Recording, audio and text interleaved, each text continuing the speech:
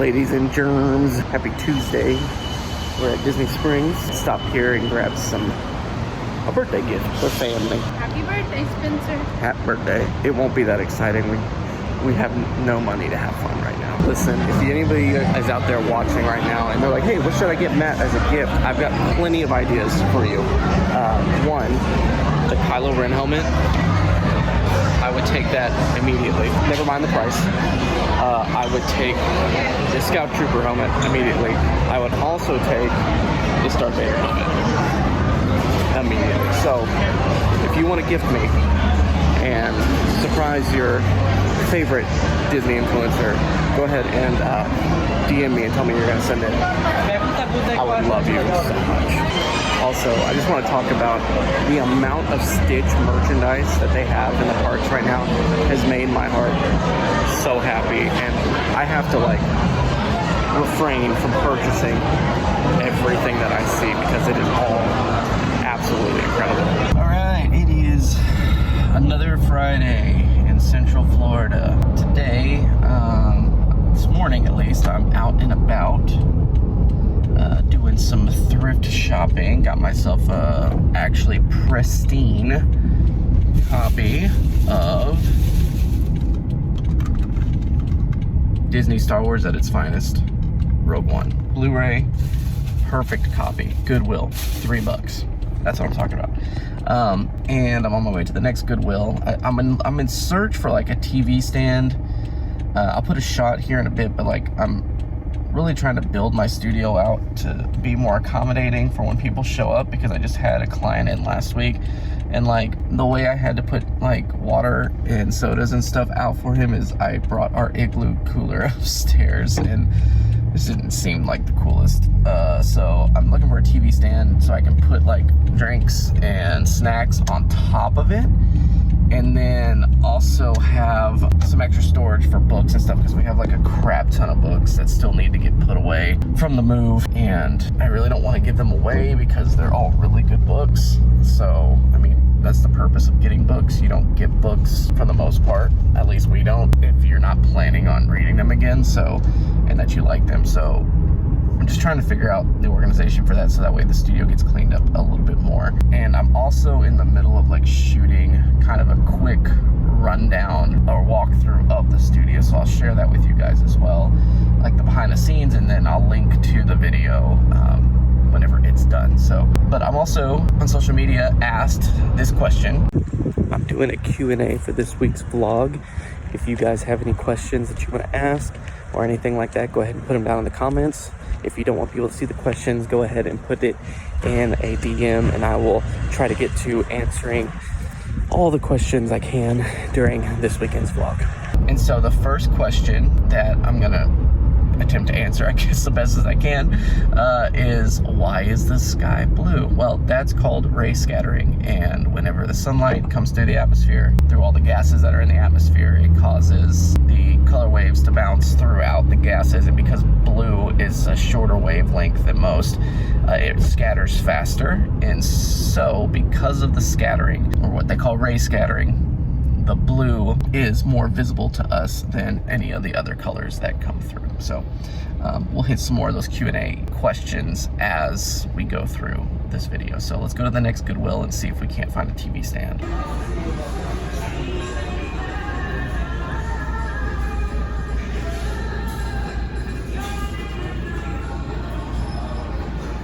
I'm not seeing anything in here that I want, so this is store number 2 down. When you're looking for something you want, it's hard to find it. There's one more place near my house. It's a thrift store a block from my house, so I'm gonna go try that. The thing is the TV stand that I want, that I really wanted, I found on Facebook Marketplace, but the problem is the person won't respond back, so I'm just under the assumption that they've already sold it, and I'm just gonna keep moving forward. So we're gonna try that place near my house real quick, see if they have anything there. That's the thing about Facebook Marketplace. Sometimes you find some really cool stuff for a great price, and then you message people and they just never get back to you. Even if they sold it, I would be fine if they would just message me and be like, yo, yeah, we already sold it, you can move on. That'd be very helpful.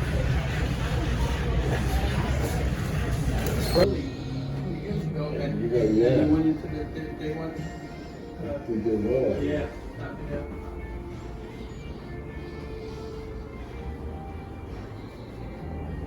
Struck out again. This place in particular really thinks that their stuff is high dollar. Yikes.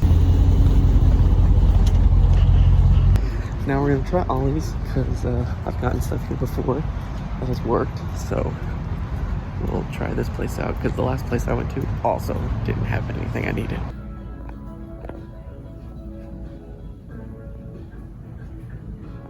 If you've never been in one of these places, it's like absolute chaos. There's just stuff everywhere. There's good stuff, but it's just chaotic as mess. Today's actually starting to feel like a dud.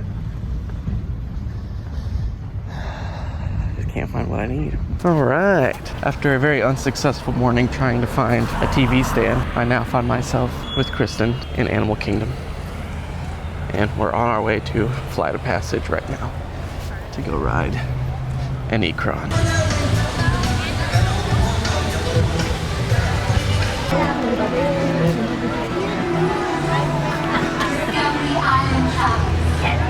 Having a sky filled with macaws?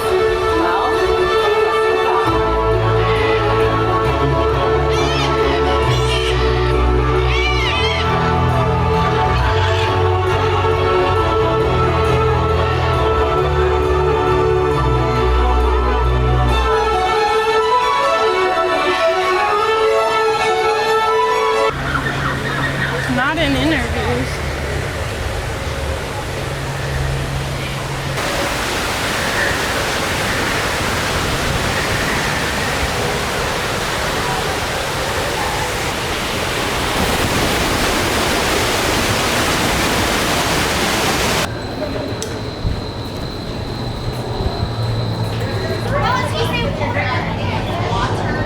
So this is your favorite ride? Mm-hmm. Why is it your favorite ride? Because it's beautiful. This is one of our favorite rides. Probably most people would say that as well. Sometimes we'll drive all the way down here just to ride it. And that's pretty much why we're here today. We're going to do other things, but that's kind of the main reason we're here is to ride this ride. Yes. Great. Welcome to the Avatar program.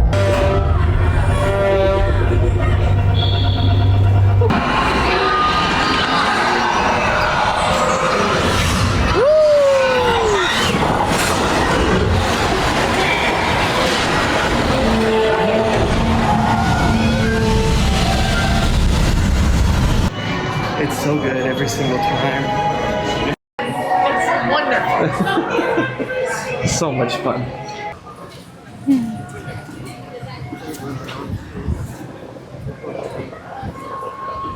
We were gonna do Festival of the Lion King, but the line was super long and it was the last showing and they shut it off. So we're not doing that. The line, not the show. Line, yeah.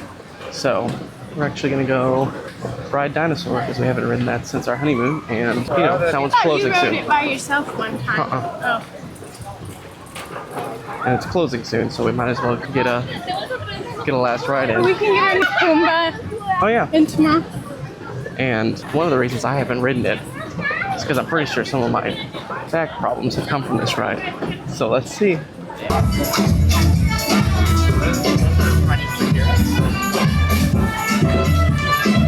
So this will eventually all be Indiana Jones And themed Encanto. here, and then the area where the other dinosaur stuff is where the Encanto stuff's gonna go. So really cool Central America style vibe. But for now, we're gonna go ride Dinosaur for probably our last time.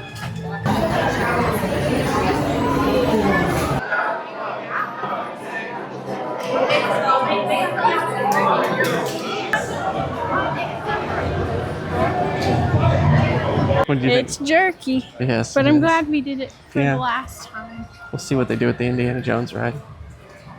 Just picked up our new pass holder magnets. It was Timon and Pumbaa.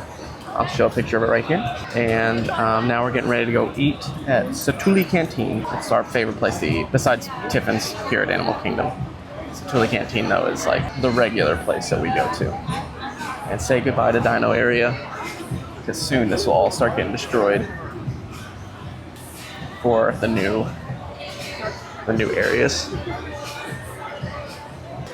All right, we finished up at Satula Canteen, got some food, and now I think we're heading to IKEA. Is that correct? But first, Joffrey's. Oh yes, Joffrey's, and then we'll go to IKEA. Yeah, I can still walk. All right, IKEA. Let's see if we can go find a TV stand for under $50. I think we can. Hopefully it's Brad got aesthetic. a desk for $20. Here. Nice. Well, let's see what we And can. that's a desk. Let's see what we can find. Would that be a good, like, length? Oh man, it goes so far. Yeah. But look how thin this is. It's Oh probably yeah. not-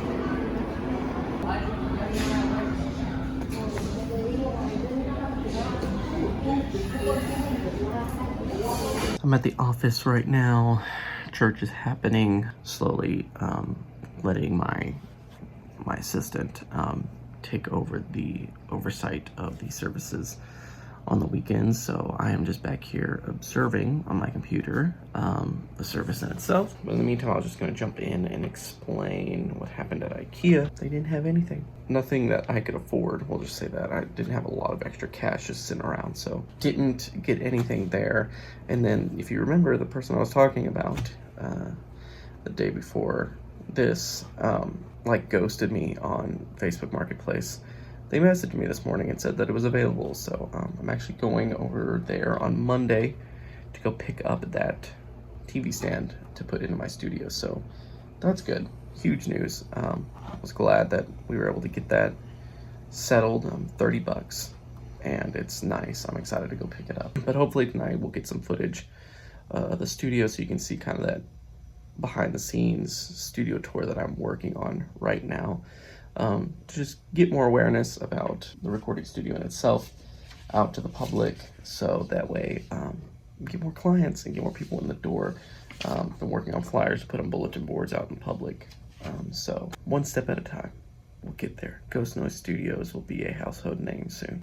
Sunday morning, this will be wrapping up this week's vlog because I'm not picking up that table until tomorrow, so you guys will see that in next week's vlog. I think tonight I might be going to like an artist showcase, so you guys, that might end up on like next week's vlog. I'm not sure yet. You'll obviously know by the end of this video. So I've got a couple more Q&A questions that I forgot to answer, and I'll get those to you guys here in a few seconds. The first one that we have here is, why did I start a recording studio? Well, I've been recording music for, oh my gosh, as long as I can remember, but like doing it seriously for probably about the last 10 years of my life. I started doing it in high school and learning that through a class with a teacher that I had. It was kind of like an independent study, and we both wanted to learn how to record music, so that's kind of where that started. But then I found this like joy and passion of like helping artists get their music into a recorded state, because like even through a world that has so much access to like technology to help people record their music and get it out into the world, there's still a lot of people that don't have access to that.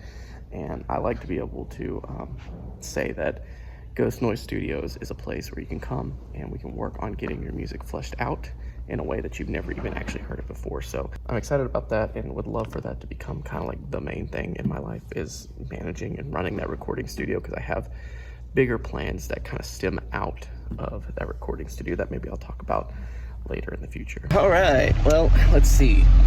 Church is over. I just finished a class for school, so my schooling is like 6 weeks per class, and it can be kind of intense. It's like, a whole semester's, it's just one class, but it's just like a whole class that would normally be a semester long is like crammed into 6 weeks, so it can be pretty overwhelming. So it feels rewarding to get one of those done. So Kristen laid down for a nap and she was like, go get yourself a treat, you deserve it. And I said, okay. And at first I was gonna go get a latte or something, but I've really been craving this thing called Jeremiah's. It's like an Italian ice and soft serve place. It's really good, so we're actually gonna go there. But the next question in the Q&A was, what made you guys get crowned back together? Well, this is like a multifaceted like answer. It really wasn't like a one-time thing,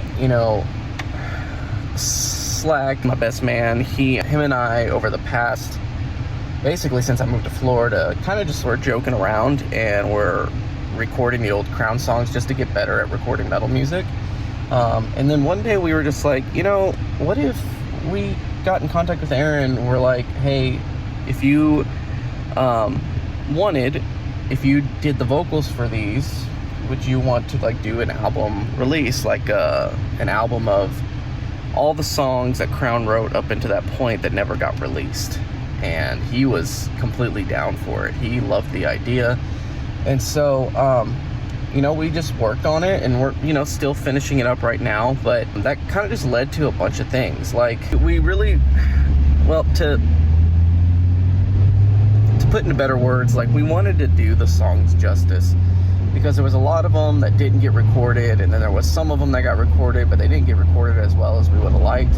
And like, we're in a phase of our life now, like, I've got a studio, Slack has got a home studio, and Aaron has access to stuff, and like, we can really make it sound the way that we believe we wanted it to sound, and we believe we have the knowledge to make that happen, and the ability and the equipment to make that happen. So we pursued that, and through that conversation we decided, hey, it would be really rad if, you know, we did an album release show, really get everybody excited about it and get the album out. Well, as you guys know, the show happened, but it wasn't really an album release show because we didn't have the record finished, but we had already put the date on the calendar, so we decided to do it. And with logistics, with me being in Florida and everybody having really busy lives, we just decided to go ahead and do it. But through the conversations, we were like, you know what, we might as well just keep the band together at this point. I mean, we all have access to recording and being able to produce remotely. So yeah, we decided to say that it wasn't just an album release show, but it was a reunion show. And, you know, we've got plans to, once we finish this record, we've been writing, so we've got plans to release new music after we're done with the full album. And we also have plans to do a couple shows a year now, since we have the equipment, we have the time and the resources to pull that off, but with no like real intense commitment in place. We can really pick and choose what we want to do and have fun doing it, and get back to the reason why we loved playing heavy metal music in the first place, and that was just because it was fun to play. So yeah, that was kind of the long answer to the question, the roundabout question of why we did it in the first place. The next question is, as somebody who goes to the Disney parks multiple times, sometimes multiple times a week, do you think you'll ever get tired of it? I don't want to say that I won't, because you never know, but like, I hope that I don't. I think that's the answer that I want to give, because there is something about going to the parks that brings out, at least in me and in Kristen, the child that is still deep down inside of us, and the child that I believe is deep down in all of us.